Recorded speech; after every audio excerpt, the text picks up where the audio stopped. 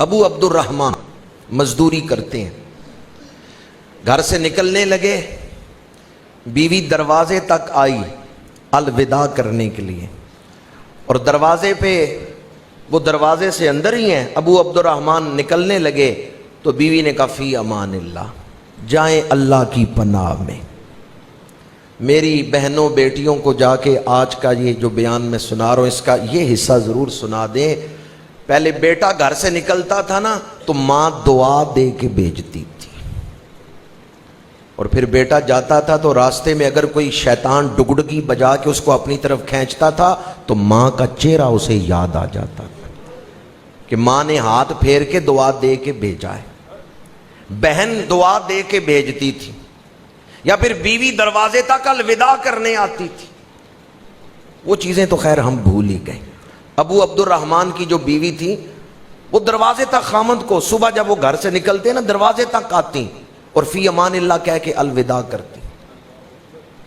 سارا دن وہ مزدوری تلاش کرتے رہے، کوئی کام نہیں ملا، شام کو خالی ہاتھ گھر آئے، مزدوری کرتے تھے، آج کوئی مزدوری نہیں ملی، بھوک لگی ہوئی ہے، گھر آ کے بیوی سے کہا کچھ کھانے کے لیے لاؤ۔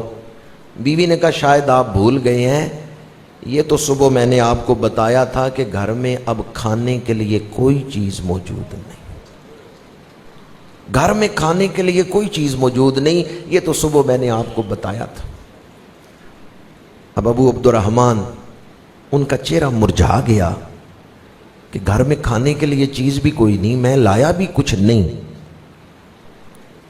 بیوی نے دیکھا نا میرے خامند کا چہرہ مرجھا گیا ہے، تو بیوی نے کہا پہلے روزانہ ہم کھا کے پیٹ بھر کے ہی سوتے تھے، آج ہمارا کریم رب چاہتا ہے ہم بھوکے سوئیں۔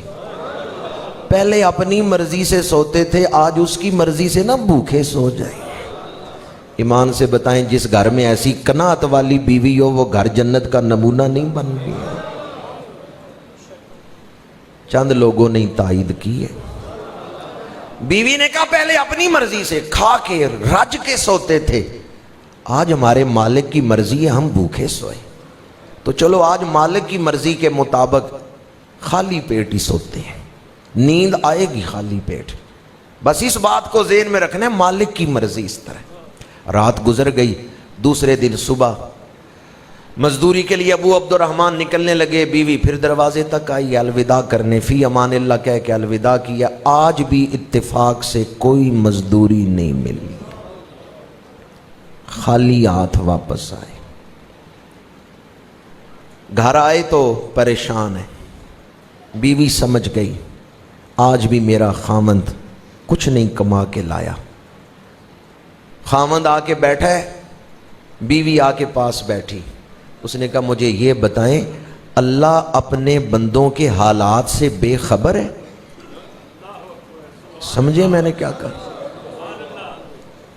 ابو عبد الرحمن کہنے لگے نہیں اللہ بے خبر نہیں، اللہ جانتا ہے اپنے بندوں کے حالات۔ کہا مجھے پھر یہ بتائیں وہ بے رحم ہے؟ اسے رحم نہیں اپنے بندوں پہ؟ کہا وہ بڑا رحمان ہے، رحیم ہے، کریم ہے۔ کہا مجھے پھر یہ بتائیں وہ بے بس ہے کہ کر کچھ نہیں سکتا؟ فرمایا نہیں، ان اللہ علی کل شیء قدیر۔ بیوی نے کہا جب وہ بے خبر بھی نہیں، بے رحم بھی نہیں، بے بس بھی نہیں، تو اس کا مطلب ہے وہ ہمیں ایمان سکھا رہا ہے جو آج بھی آپ کو مزدوری نہیں دی، وہ ہمیں اونچے درجے دینا چاہتا ہے، وہ رحم کرنے والا، وہ ہر شے پہ قادر، وہ بندوں کے حالات کی خبر رکھنے والا اگر چاہتا ہے نا دوسری رات بھی ہم بھوکے سوئیں، تو اس کا مطلب ہے وہ ہمیں خالی مومن نہیں، ہمیں اعلیٰ درجے کا مومن بنانا چاہتا ہے۔ وہ اپنی ذات پر ہمارا ایمان پختہ سے پختہ تر کرنا چاہتا ہے، وہ ہمیں ایمان کی تربیت دے رہا ہے۔ ہم آج بھی بھوکے سوئیں گے۔